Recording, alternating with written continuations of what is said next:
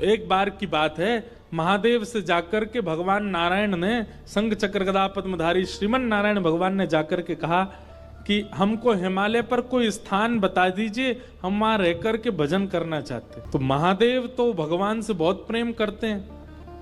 महादेव बोले कोई तप वप नहीं करना आपको, तप करने के लिए हम बैठे हैं, तप करने के लिए इतने सारे ऋषि जन सब हैं, आप तो प्रेम से विराजो वैकुंठ में, आप तप करेंगे हमको स्वीकार नहीं। महादेव ने मना किया, आप तप नहीं करेंगे, आप तो ऐसे ही बैठे रहो। भगवान ने फिर कहा नहीं नहीं, हमको तप करना है, हमको तप के लिए स्थान दो। महादेव फिर बोले भैया आपको तप करने की क्या जरूरत है, आप भगवान हो साक्षात।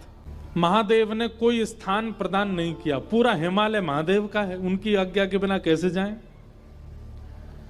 भगवान ने बोला कि भाई ये राजी राजी हमको स्थान नहीं देंगे, उनकी गैर राजी में कोई और तरीका अपनाना पड़ेगा स्थान लेने के लिए। तो जहां अभी बद्रीनाथ भगवान बैठे हैं, यहां पर महादेव और पार्वती जी विराजते थे। और बद्रीनाथ जो है ना, ये देवताओं का पर्यटन स्थल है, यहां देवता घूमने आते हैं। वो बात बाद में ऐसी व्यवस्थित हो गई, 6 महीना मानव वहां घूमने जाते हैं, फिर 6 महीने के लिए अभी जब बंद हो जाते हैं तो देवता वहां निवास करते हैं। तो देवता वहां घूमने के लिए आते हैं। तो वहीं आपने देखा होगा कि बद्रीनाथ भगवान मंदिर के ठीक नीचे तप्त कुंड है, जहां माइनस टेम्परेचर में भी इतना गर्म जल अपने आप पहाड़ों से आता है कि उसमें लोग स्नान करते हैं तप्त कुंड में। तो महादेव और श्री पार्वती जी नित्य तप्त कुंड में स्नान करने के लिए जाया करते थे ब्रह्म मुहूर्त में। एक दिन महादेव और पार्वती जी दोनों गए तप्त कुंड में स्नान करने, तभी देखा कि नन्हा सा बालक तप्त कुंड के बगल में सोया है। पार्वती जी देख करके घबरा गई।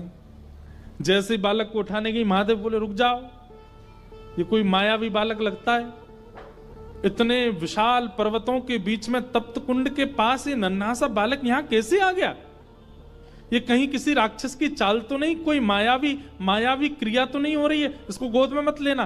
परंतु पार्वती जो इतनी करुणा है, इतनी दया है उनके चित्त में, वो बोली आप तो ऐसे ही सोचते रहते हो, अरे नन्हा सा बालक, इतना ठंड पड़ रही है, रो रहा है और आप कह रहे हैं गोद में नहीं उठाऊं। तुरंत पार्वती जी ने गोद में उठा लिया, कंबल में लपेट लिया, बालक को हृदय से लगाया। अरे इतनी रात्रि, इतना ठंड पड़ रही है और ये बालक ऐसे उघारा सा बैठा है। महादेव बोले हमको समझ नहीं आ रहा है, लग रहा है कोई तो गड़बड़ी है। पार्वती जी बोली अब आप सोचते रहो, हम तो, हमारे हृदय का वात्सल्य भाव है, हम तो इस बालक को ऐसे नहीं छोड़ सकते। और पार्वती जी गई और उस बालक को ले जा करके उस स्थान पर बिठा दिया जहां महादेव और पार्वती बैठते हैं। महादेव बोले जल्दी करो, स्नान का समय हो गया है, ब्रह्म मुहूर्त का काल है, हमको और भी नित्य कर्म करने, जल्दी चलो स्नान करके अपना निवृत्त हो। पार्वती जी बोली ये बालक अकेले छोड़ के जाएंगे, रोएगा, इसको खेलने के लिए कुछ खिलौना देने पर, यहां बद्रीनाथ में कहां खिलौने आए। तभी वहां बेर का वृक्ष है, बेर को ही संस्कृत में बदरी कहते हैं, बदरी फल। वो बेर के वृक्ष से कुछ बदरी फल तोड़ करके उस बालक के पास रख दिए और उनको गेंद समझ करके वो बालक खेलने लगा। पार्वती जी बोली अब ये बालक जब तक इन गेंद से खेल रहा, हम स्नान करे आते हैं। जैसे ही महादेव पार्वती जी के साथ गए, तप्त कुंड में स्नान आदि किया, अपना नित्य कर्म नियम करके जैसे ही लौट करके आए तो उस स्थान का द्वार, मुख्य द्वार बंद था। खूब प्रयास करने पर भी वो द्वार जब नहीं खुला, महादेव ने क्रोध में भर करके जैसे ही उस द्वार को देखा, द्वार खुल गया। वो बालक तो वहां नहीं था, वही बालक शंख चक्र गदा पद्मधारी श्रीमन नारायण के रूप में तपस्वी की अवस्था में सामने बैठ गए। महादेव ने जाकर के कहा हमने पहले ही कहा था ये कोई मायावी बालक है, ये कोई सामान्य बालक नहीं है। लेकिन महादेव के नेत्रों में आंसू आ गए और प्रणाम करते हुए कहा श्रीमन नारायण आपको क्या आवश्यकता है तप करने की, आप क्यों तप कर रहे हो? इतना हट क्यों कर रहे हैं आप तप के लिए? ऐसा ऐसा किस चीज की प्राप्ति के लिए, किस भाव की प्राप्ति के लिए आपको तप करना है? तब भगवान नारायण जो बात कहते हैं वो ध्यान से सुनिएगा।